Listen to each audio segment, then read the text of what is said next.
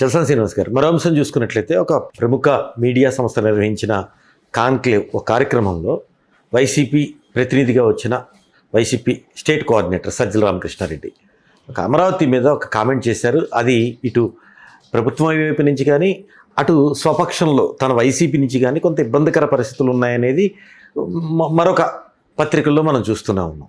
అసలు యూటర్న్ అనుకోవచ్చా సజ్జల కామెంట్స్ మీద? మీరు యూటర్న్ అనుకోండి, ఆ రోజు చంద్రబాబు నాయుడు గారు తీసుకున్న యూటర్న్ అనుకోలేదు, రైట్ టర్న్ అనుకున్నా.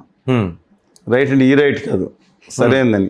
ఇవాళ కూడా సజ్జల గారు మాట్లాడింది వాళ్ళు ఎలాగైనా ట్రోల్ చేసుకోండి, సజ్జల గారి సకల శాఖ మంత్రిగా పేరు వచ్చింది.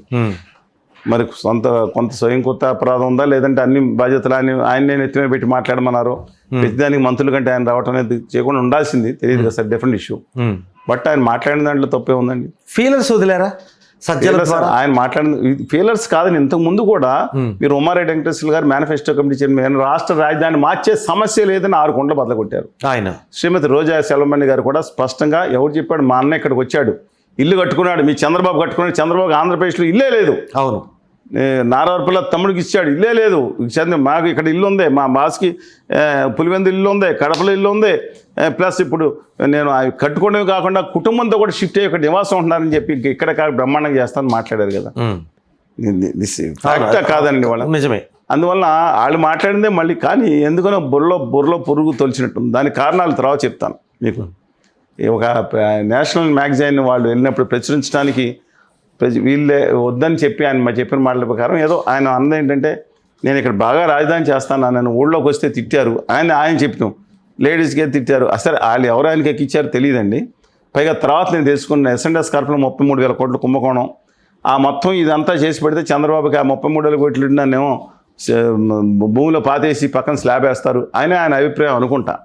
That is different issue. కానీ మీరు ఒక హర్షదుష్టున్న కాకుండా రాజనీతిజ్ఞుడిగా ఉండాల్సిన ఒక ముఖ్యమంత్రి పాత్రలో ఉన్నారు. తప్పు చేశారు ఆ రోజు. నిజంగా ఆయన వెళ్ళి నేను ఒక్కనే తప్పు చేశామని భావించే ఈ రోజు సజ్జలతో ఆ స్టేట్మెంట్ సజ్జలతో ఇచ్చారు. ఆయన యథాలాపంగా మాట పక్కనే ఈయన ఉన్నారు, ఎవరు బుగ్గన రాజేంద్ర రెడ్డి గారు ఉన్నారు. అందుకని ఇద్దరు ఒకళ్ళని పక్కన పెట్టారు. ఆయన కూడా ఆత్మీయుడే.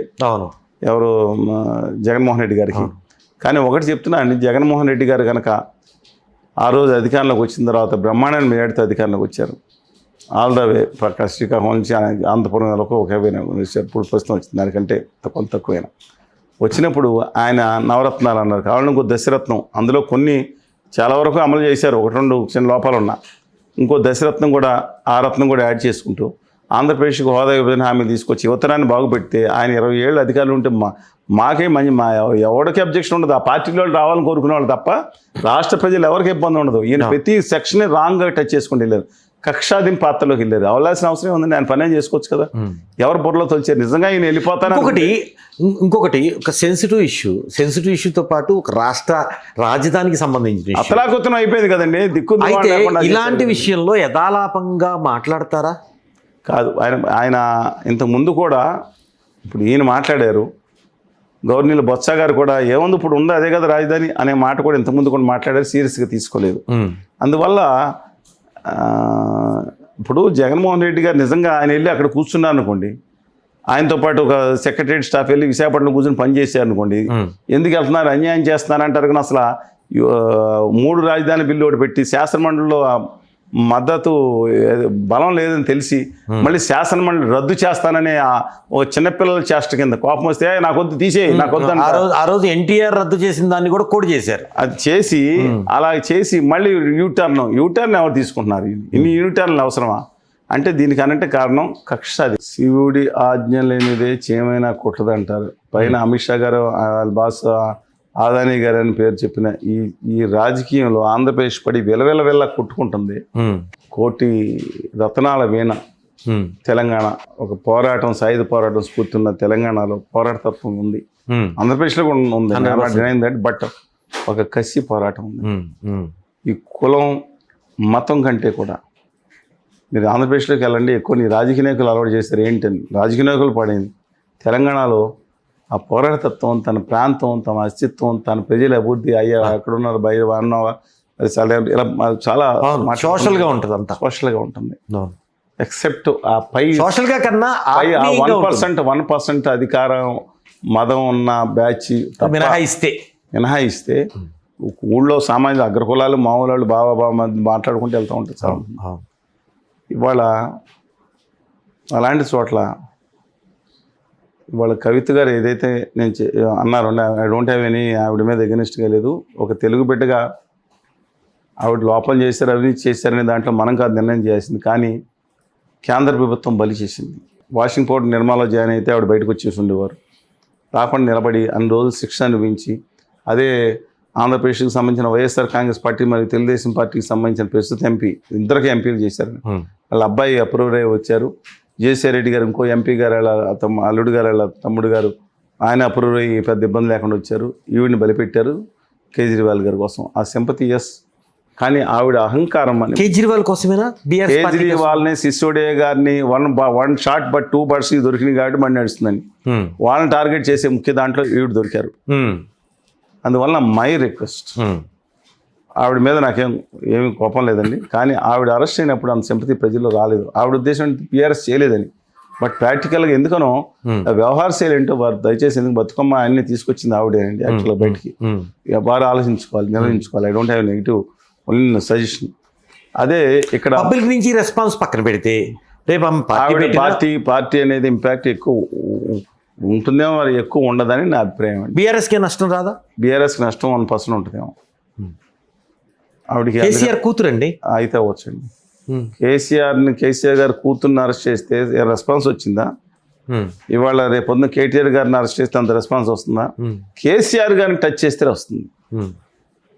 అండ్ ఆయన మీద నాకేం ప్రేమ లేదు, కుటుంబం గురించి నేను మాట్లాడట్లేదు, ఆర్ఎస్పెండ్ ఇచ్చినట్లేదు అట్లా. అందుకని మనిషికి చాలా తేడా ఉంటుందండి. ఎన్టీ రామారావు గారిని దింపేస్తే ఒకప్పుడు ఎంత భయంకర ఉద్యమం వచ్చింది. 85లో 95 అదే నేను 95లో ఎలాగ మొత్తం మీడియా అంతా ఏ విధంగా ఉంది. పైగా ఆ రోజు మన దాంట్లో సింపతి ఉంటుంది కదా లేడీస్కి. లక్ష్మీపార్తి గారి క్యారెక్టర్ని తీసుకురావటం, ఇవన్నీ ప్రజాస్వామ్యం ఇవన్నీ తీసుకురావటం జరిగింది. అది వేరే సంగతి. అందువల్ల ప్రజల పర్సెప్షన్ కూడా మారుతుంది. బట్ కవిత గారి విషయంలో మాత్రం ఆవిడ పార్టీ ఎంతో పోరాడిస్తే తప్ప వేళ్ళు అనుకోవటం కష్టం అని చెప్పి నా అభిప్రాయం. అదే తీన్మార్ మల్లన్న గారు ఉన్నారనుకోండి, ఆయన చింతకాల నవీన్ గారు ఒక విషయం ఆలోచించుకోవాలి. మొన్న స్థానిక సంస్థల ఎన్నికల్లో ఇప్పుడైతే కాంగ్రెస్ పార్టీలో యాక్చువల్గా రాజీనామా చేసి ఉంటారేమో అనుకోండి, చేసి ఉండాల్సింది కవిత గారు చేసినట్టు. సరే ఆయన ఇష్టం. కానీ మొన్న ఎన్నికల్లో 3 జిల్లాల నుంచి జరిగిన అంతకుముందు క్రితంసారి ఎన్నికల్లో పల్లా రాజేశ్వరరెడ్డి గారు, ఆయన కూడా ఒకప్పుడు వామపక్షవాది, మంచివాడు, కాలేజీ యజమాని అయిన ఆయన మీద ఈయన ఓడిపోయారు. కోదండరామ్ గారికి 3వ ప్లేస్లో వచ్చింది, 2వ ప్లేస్లో మల్లన్న గారు ఉన్నారు. అవును, it's not a ordinary issue. Mallanna అని ఆయన ఒక జర్నలిస్టు, అది కూడా ఒక క్యారెక్టర్ ఆర్టిస్ట్ కింద ప్రవేశపెట్టిన అవును మల్లన్న క్యారెక్టర్ని అంకం రవి గారని ఆయనండి. అవును, మొత్తం చాలా క్యారెక్టర్ ఫస్ట్ మల్లన్న క్యారెక్టర్. నా మీద కూడా చాలా జోకులు వేసి తెలంగాణ సమయంలో నన్ను కూడా ఆడిచ్చారు రవి గారు. అంటే వాళ్ళకే మంచి ఆమె వ్యక్తిగతమైన చాలా రెస్పెక్ట్ ఉంటుందండి నాకు. వారికి కూడా వ్యక్తిగతంగా విధానాల పరంగా ఉంటుంది వేరే సంగతి. కానీ తాడిత పీడిత వర్గం కోసం అంటే ఆయన ఒకసారి అదుపు తప్పుతున్నారు. తాడిత పీడిత వర్గం కోసం ఎవరు నిలబడ్డారు? ఆ రోజు మహాత్మా జ్యోతిబా పూలే, సావిత్రిబాయి పూలే. నేను దండం, దేశ చరిత్రలో, ప్రపంచ చరిత్రలో నాలాంటి వాడు కూడా చదువుకున్నాడంటే చరిత్ర కప్పిపెట్టబడిన మహాత్మా జ్యోతిబా పూలే కాళ్ళకి నమస్కారం అండి నేను చెప్తున్నాను. నాకెవరో నాయకులు లేరు నాకు, కానీ నేను ఒక గొప్ప స్ఫూర్తి పొందిన నాయకుల్లో ఆయన ఛత్రపతి సాహు మహారాజ్, నారాయణ గురు, పెరియార్, అలాగే త్రిపునేని రామస్వామి చౌదరి, వీళ్ళందరూ కూడా ఉన్నారు. కంచి అలీ గారిని అడగని చెప్తారు.